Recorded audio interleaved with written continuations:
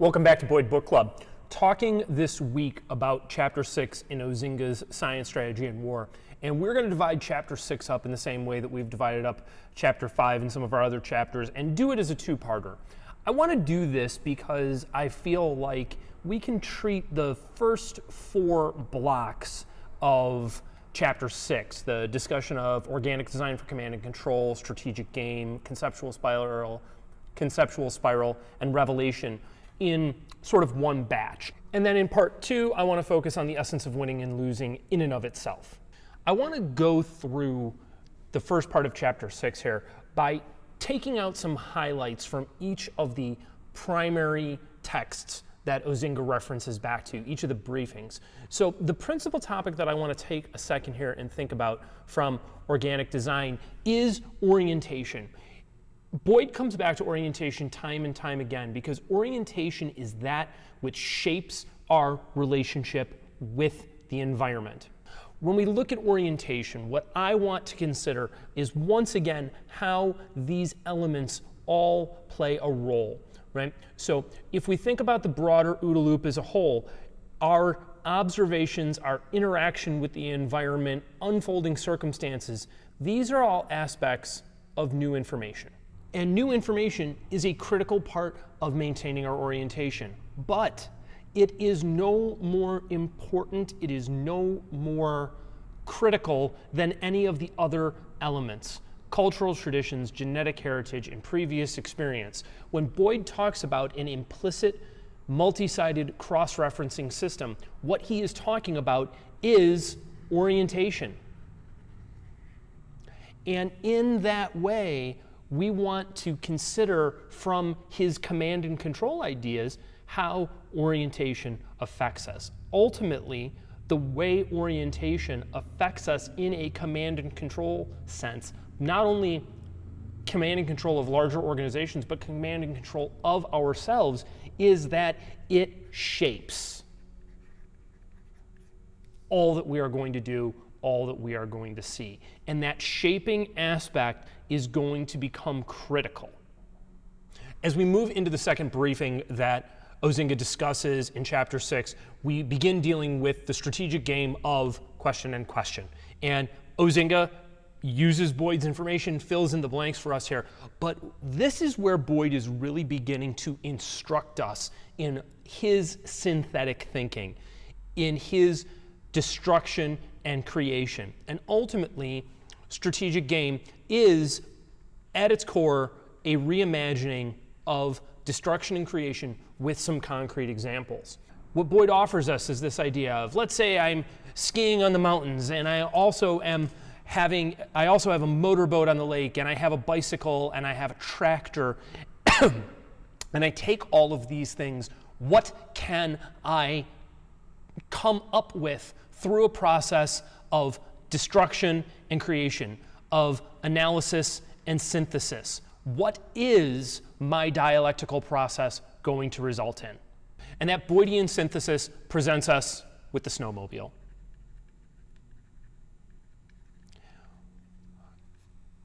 When you read Boyd going forward, when you read Boyd's informal interlocutors, if I want to call them that, if you want to read the authors who write about Boyd, if you read Chet Richards, if you read Chuck Spinney, if you dig into this information, what you will find is that there is a constant reference to building snowmobiles.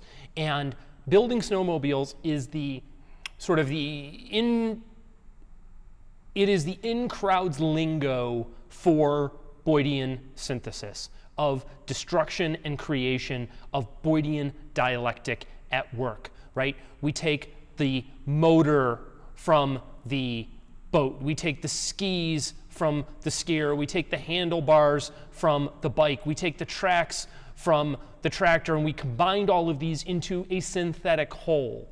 If we contrast this with the video from a few weeks ago where I talked about the idea of the electric motor, this is really synthesis at its whole. My example of the electric motor was clumsy and sloppy, and I'm not really all that happy with it. So that said, and ultimately that was what I was talking about in my comment back to Brock, was that it just wasn't a great metaphor. Boyd ultimately has the ideal metaphor for us in discussing the snowmobile. So what we are talking about now, though, is adding these things together. So from organic design, we get the notion of orientation.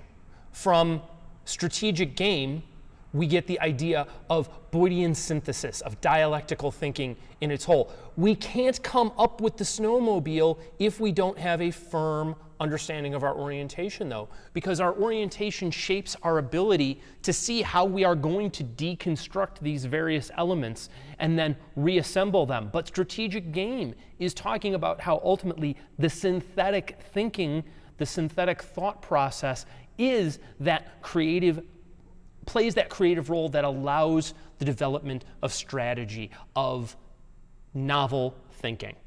And this idea of novelty brings us to what Boyd is at, the heart of conceptual spiral. Quote, novelty is produced by a mental/physical feedback process of analysis and synthesis that permits us to interact with the world so that we can comprehend, cope with, and shape the world as well as be shaped by it. This right here, this notion of shaping the world and being shaped by it is, once again, is a critical aspect of Boyd's thinking. So as we begin to stack these briefings on one another to understand this thinking, we want to take that idea that we pulled out of organic design, add it to what we have pulled from strategic game, add that to what we have found in conceptual spiral. And these various elements considered in a destructive and creative manner lead us to this notion of novelty. And that novelty is the area where creation occurs. There is no creation absent a degree of novelty, a new way of viewing a situation, a new way of viewing a set of circumstances, a new way of viewing the tools that we have in front of us. Absent that novel viewpoint, we will simply continue to repeat that which we have done before. And there, absent the recognition of novelty and absent the destruction and creation in our thinking, we are not capable of shaping the world. We are simply being shaped by it. It requires this process of analysis and synthesis and its application through action for us to shape the world. The last of the briefings that I want to deal with in part 1 of chapter 6 is revelation. And the important quote to me, the seminal quote for me out of this is, quote, a winner is someone, an individual or a group, who can build snowmobiles and employ them in an appropriate fashion when facing uncertainty and unpredictable change. So, what is the revelation? If we take what we have come up with from organic design, and we add that to what we have come up with from strategic game, and we add that to what we have come up with from conceptual spiral, we receive revelation. And in revelation, what we see is that the individual who, through novel thinking, through creative and destructive thinking, can view the world in a novel way. The snowmobile is our example of novelty in the environment, and employ it appropriately when facing uncertainty and unpredictability, i.e., when facing the real world in an open system. When we are capable of doing this, we stand the best chance of being a winner in the environment.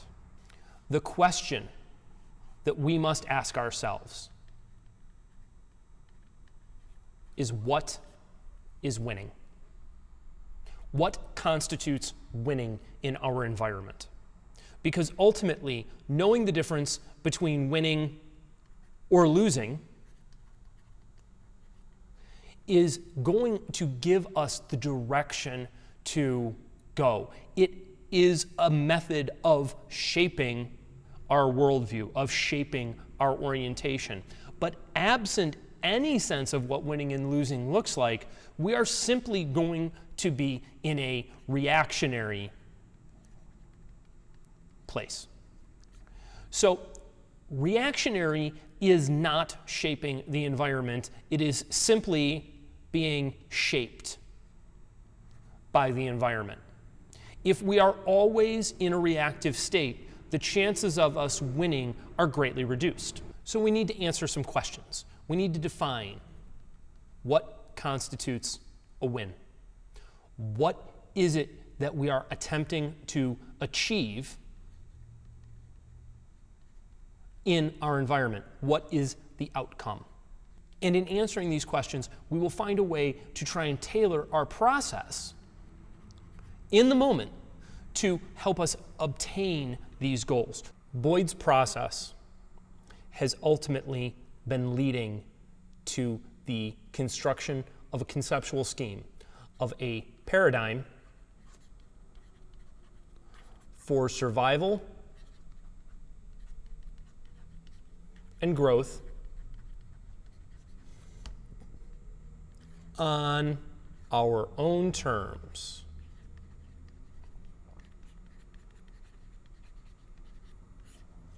That paradigm for survival and growth on our own terms is what will give rise to the OODA loop and will give rise to what we will cover in the essence of winning and losing. Part one here is brief, and I think that's important because ultimately, rather than investing our time going line by line through these slides, I think we can get that just from reading the Osinga text. I think the important takeaway here before we hit part two of chapter 6, and most importantly before we hit chapter 7, is to spend some time considering how key elements from the first 4 briefings that we're talking about here, key elements from organic design, from strategic game, from the conceptual spiral, and from revelation begin to fit together, and how these elements will begin to lead to the essence of winning and losing.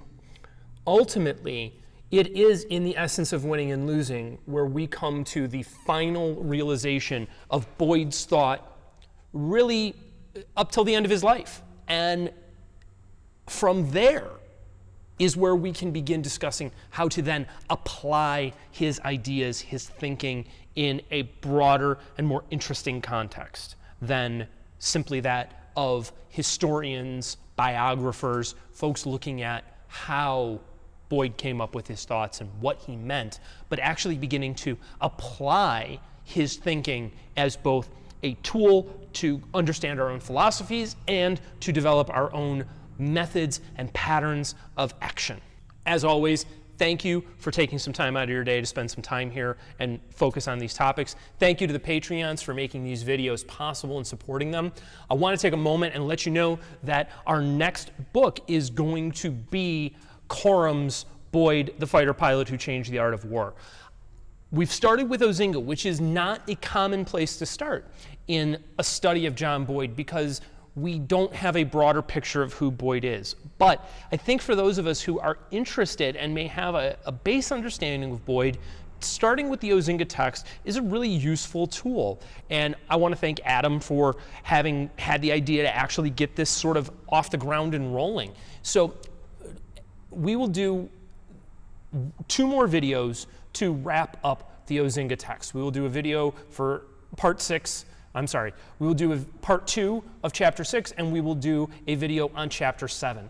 After that, we will go into Corum's book, and we'll probably only do a video or 2 on Corum. I believe that that's a book that can mostly be handled as a sitting down, read it, enjoy it.